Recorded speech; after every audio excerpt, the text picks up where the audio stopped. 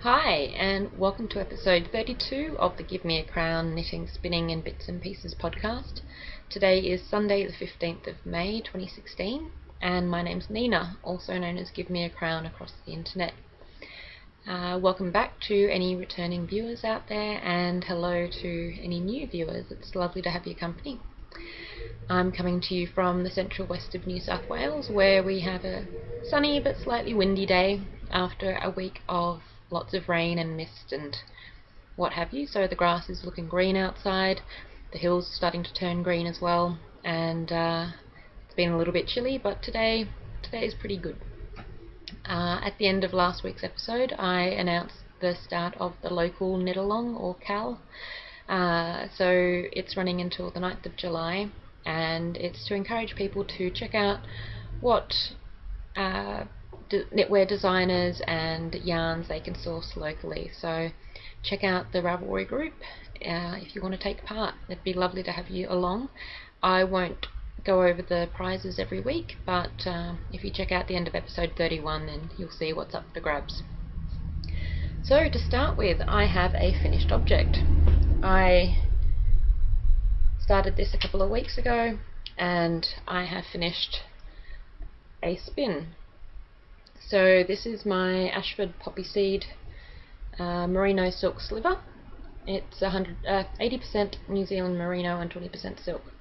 So I have a slightly loose, big skein, and then a smaller skein, because I have a tendency to always try to get 100 grams onto my bobbin, especially when I'm plying, and I never quite make it there. And my bobbin hasn't magically grown while I haven't been using my spinning wheel, but I did try it again, and I've ended up with 2 skeins. So it's a little bit inconsistent. In particular, some of the white parts of the fibre, which I think is the silk, they were harder to spin. I didn't do anything in particular to prepare the fibre. I sort of just pre-drafted a little bit with my hands and spun away. So I'm sure that if I'd have carded the fibre or done something else, then it would have made a difference.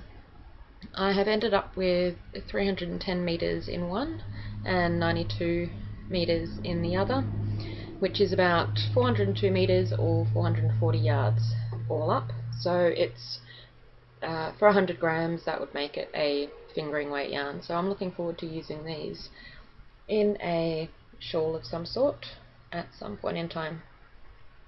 They are greys predominantly, and there are little bits of red and black in there, but it is hard to show up now that it's plied up, because it is mostly the greys and a bit of white.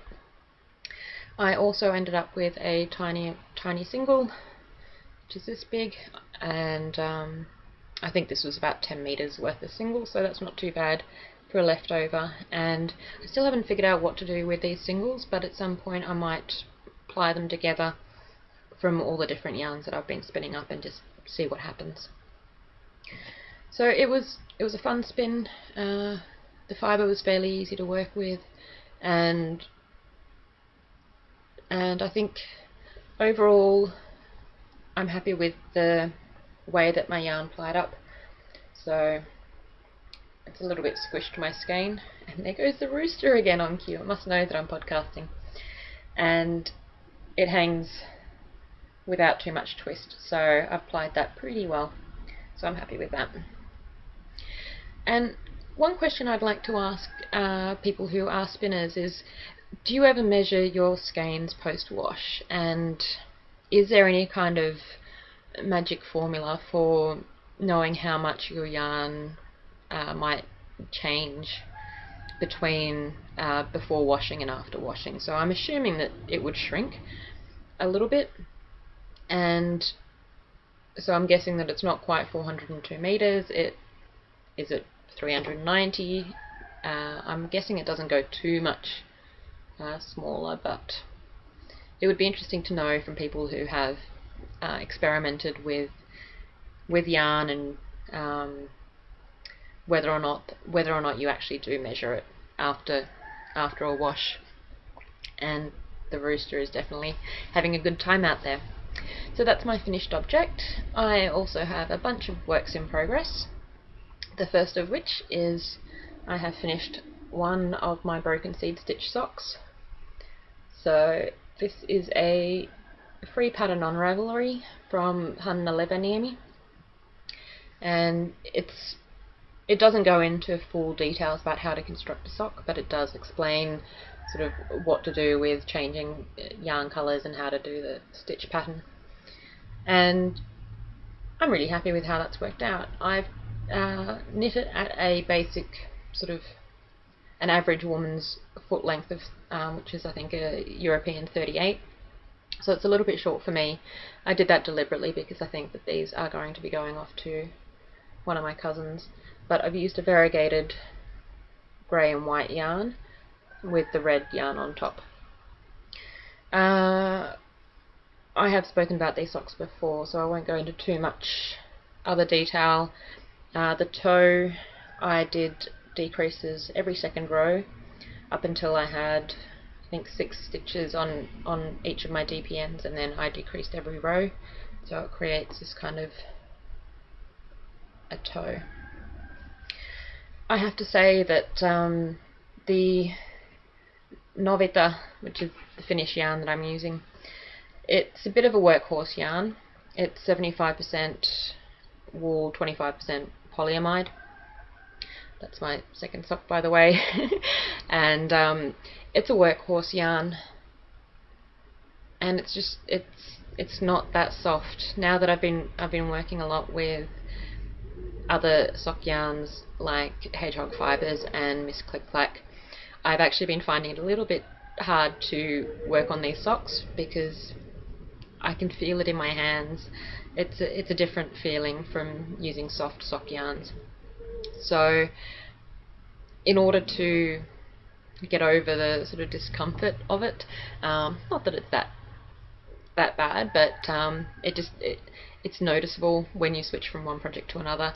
I work on this pair of socks first when I'm sitting down for a bit of knitting, get a small section done, and then I swap over to my softer yarns. And because I noticed when I was swapping from the softer yarns to this, that my hands didn't want to knit anymore. They wanted to take a break, and so by working on this first, then switching over to the soft ones, it seems to be allowing me to make progress. So that's that project. So I think the second sock will take a bit of time. I figure that they're probably going to be going off into a parcel at the end of the year, so there's no huge rush on them. My next work in progress is my Breathing Space pullover by Veera Välimäki, and again it doesn't seem to look that different from last week, but I have been knitting on it pretty much every evening for a good spell. It's squashed up on the needles, so it's hard to show the progress, but I finished off all the short rows, so there are short rows going backwards and forwards around the side, and I've now started going back around in the round with stockinette, and I think that I'm about to start some kind of waist shaping on the other side, so it's coming along. I should actually check the measurements and figure out how far I'm meant to be going with what I'm doing, and I think it's coming up nicely. So this is knit with Miss Click Clack in the There's a Bear in There and the Dappled Pony colorways. I also have to think about when I'm going to switch out the grey skeins to avoid any issues with using different hand-dyed skeins, so that there's nothing too obvious. So I think there's a bit of a yarn bath going on with my grey skein over here. How do you tackle that? Do you end up rewinding your yarn once it sort of collapses on itself, or do you have some magical skeining or yarn balling technique to make it avoid doing that? But yeah, so I think once I'm hoping that I can get through that ball of yarn until I start the grey at the end for the hem. But we'll see what happens. So that's that one. I have also, because I managed to get my spinning finished and also finished the first of the Broken Seed stitch socks, I allowed myself to cast on for the tricolour block sock knit along for the Miss Click Clack Ravelry group. And this is a bit of an experiment, so I'm not entirely convinced that I'm happy with it at the moment, but I'm using 3 mini skeins of Miss Click Clack that I bought last year, and I think I showed them off in the first episode of this podcast. So they've been sitting around for a little while waiting to be used, but I thought that these socks would be good.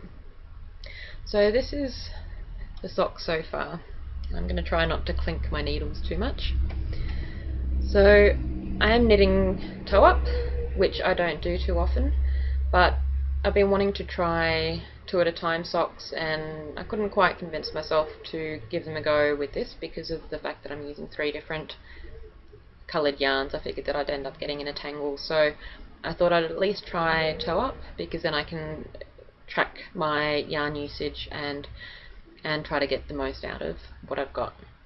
So it is toe up, and I decided to use Judy's Magic Cast On for the toe, and I used circular needle using Magic Loop to do this, and it was so much easier than using DPNs to do, or double pointed needles to do the Judy's Magic Cast On.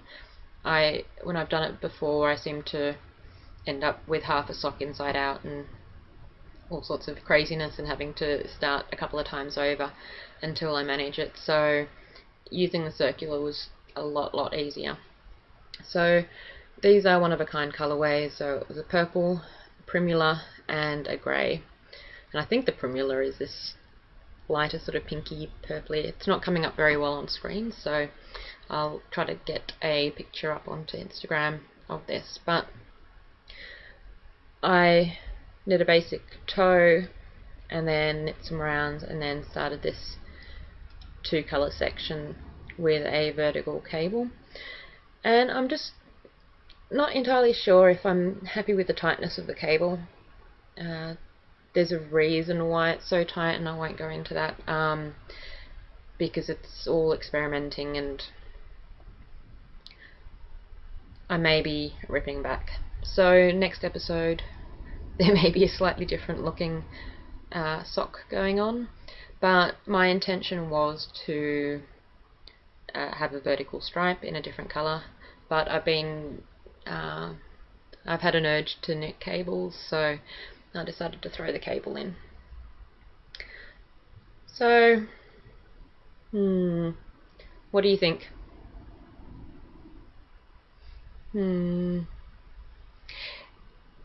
I might need to stick it on my foot a little bit more and just see if I'm happy with it. But yeah, once I get a bit further, then I will share some of the technique that goes into that, because I'm sort of making it up a little bit as I go along. What else? So yeah, it's nice to be knitting on something that's not greys and blacks or greys and browns rather. I was looking at my Instagram feed and realised that it's all very similar recently, so I thought that it's a good chance to get some colour in there by knitting on some purple and pinky purple, and there's still a bit of grey in there. So yeah, it's good to have colour in your life every now and then, even if you like brown most of the time.